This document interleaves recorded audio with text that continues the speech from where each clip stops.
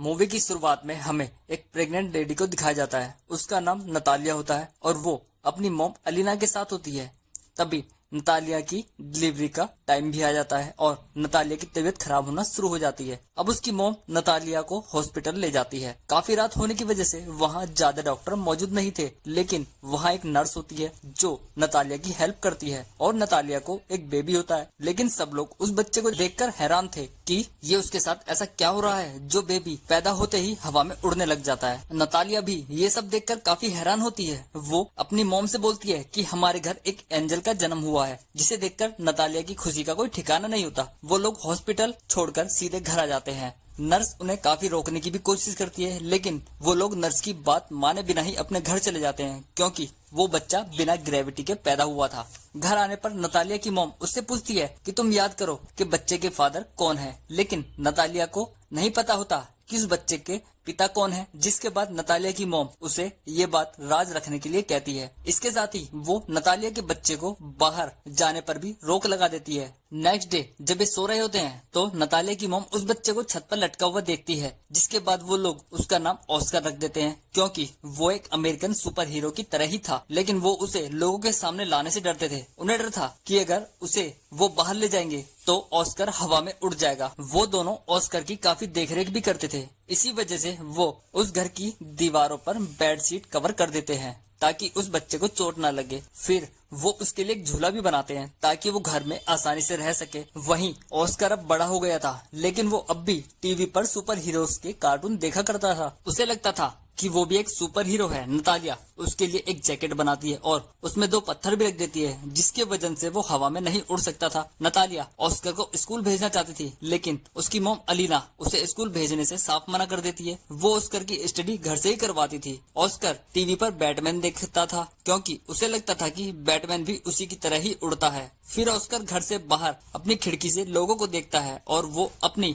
उम्र के उन बच्चों को भी देखता है जो स्कूल जा रहे होते हैं। लेकिन ऑस्कर के लिए ये सब एक सपना ही था। उसकी मॉम उसे स्कूल भेजना नहीं चाहती थी। खिड़की से बाहर जाने की कोशिश करते हुए ऑस्कर से कुछ सामान गिर जाता है। ये सब उसकी नानी देख लेती है। उन्हें लगता था कि ऑस्कर आसमान में कहीं उड़ गया है, लेकिन वो घर में ही होता है। ऑस्कर को खोने के डर से नतालिया की मॉम सभी खिड़कियों को कील लगाकर बंद कर देती है। उन्हें लगता था कि ऑस्कर बाहर कहीं सुरक्षित नहीं रह सकता। ये सुनकर ऑस्कर की मॉम काफी गुस्से में आ जाती है और कहती है, कब तक हम ऑस्कर को घर में बंद कर रखेंगे? एक ना एक दिन उसकी असलियत सबके सामने आ जाएगी। वो ऑस्कर को अपनी बनाई हुई जैकेट पहनाकर रात में बाहर घुमाने ले जाती है। रास्ते में ऑस्कर को बताती है कि वो अपना सुपरमैन वाला राज किसी को नहीं बताएगा, वरना वो कभी भी सुपरमैन नहीं बन सकता। नेक्स्ट डे ऑस्कर अपनी मॉम के साथ कुछ सामान परचेज करने बाहर एक शॉप पर जाता है। ऑस्कर शॉप के बाहर एक छोटी बच्ची से टकरा जाता है। उसका नाम अगाथा होता है। अगाथा का सारा सामान नीचे गिर जाता है। अगाथा पनिशमेंट में पानी की 2 बोतल ऑस्कर के हाथ में थमा देती है और उसे कहती है,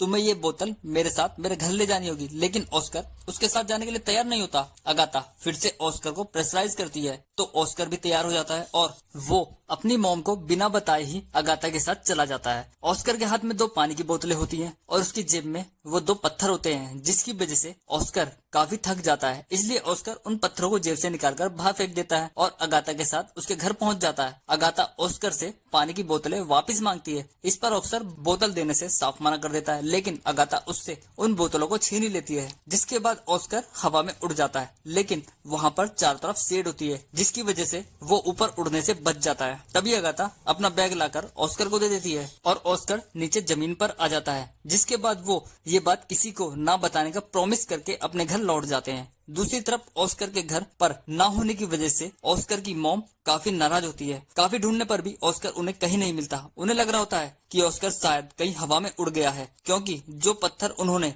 ऑस्कर की जेब में रखे थे वो पत्थर उसकी नानी को रोड पर मिल जाते हैं। तभी ऑस्कर भी उस बैग के साथ घर पर वापस लौट आता है जो अगाथा ने उसे दिया था और अपनी फ्रेंड अगाथा के बारे में बताता है। फिर उसकी मॉम उससे पूछती है कि तुमने अपना राज उस लड़की को तो नहीं बता दिया? लेकिन ऑस्कर अपनी मॉम से झूठ बोल देता है कि मैंने उसे कुछ नहीं बताया है। उस इंसिडेंट के बाद से अगाथा ऑस्कर से मिलने उसके घर आने लगती है। वो दोनों एक साथ खूब खेलते हैं। वहीं वो अगाथा के सामने हवा में उड़ जाता था। दोनों एक दूसरे के साथ बहुत खुश थे। तभी अगाथा की मॉम के मुंह से वो सच्चाई निकल जाती है जिसका उसने कभी सोचा भी नहीं था। अगाथा ने अपनी मॉम को उसके बारे में सब कुछ बता दिया था कि वो हवा में उड़ सकता है, लेकिन अगाथा की मॉम को अगाथा पर विश्वास नहीं था क्योंकि वो एक छोटी सी बच्ची थी। इसके बाद अगाथा ऑस्कर के घर जाती है, लेकिन ऑस्कर की मॉम उसे यह कहकर घर से लौटा दिया करती थी कि ऑस्कर अपनी दादी के साथ बाहर घूमने गया है। वो बहुत बार ऑस्कर के घर जाती है, लेकिन ऑस्कर की मॉम अगाथा को घर से ही लौटा दिया करती थी। फिर भी अगाथा उसे देख ही लेती है और अपनी मॉम के साथ नेक्स्ट डे ऑस्कर के घर पहुंच जाती है, लेकिन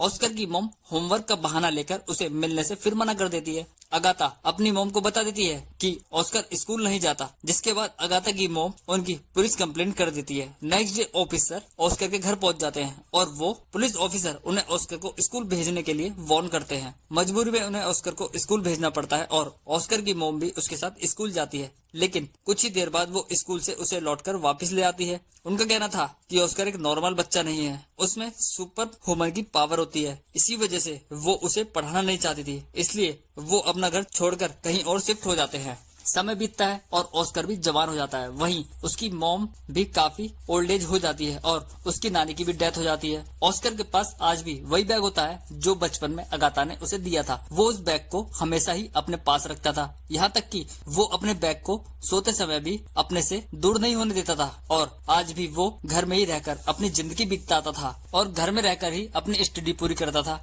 एक रात ऑस्कर घर में टीवी देख रहा होता है तो वो न्यूज पर एक टीवी शो देखता है जिसमें वो बता रहे थे कि अगर आपके अंदर कोई भी सुपर ह्यूमन पावर है तो आप हमारे शो पर आ सकते हैं। ऑस्कर उनका कॉन्टेक्ट नंबर लेकर रात में ही घर से अपनी माँ को बिना बताए निकल जाता है। वो घर में एक नोट्स भी छोड़ जाता है ताकि उसकी मॉम उसकी चिंता ना करे। अब ऑस्कर उस शो में पहुंच जाता है और अपने उड़ने की ट्रिक दिखाता है। वहीं ऑस्कर की मॉम भी काफी चिंता करती है क्योंकि उसकी मॉम भी ऑस्कर को टीवी पर देख लेती है। अगले दिन ऑस्कर एक आदमी डेविड से मिलता है।